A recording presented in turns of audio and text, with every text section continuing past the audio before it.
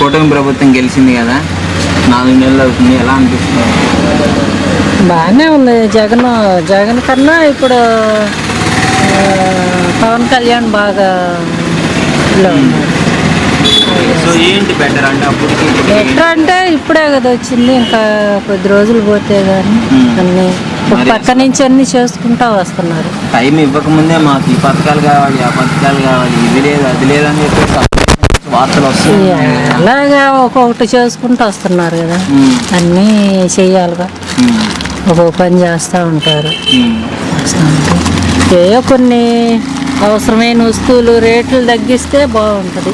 రేట్లు బాగా ఆయిల్ ప్యాకెట్లు అట్లాంటివి. మరి జగన్ గారు ఉన్నప్పుడే అత్యధిక రేట్లు ఉన్నాయని చెప్పేసి చాలా విమర్శలు వచ్చాయి.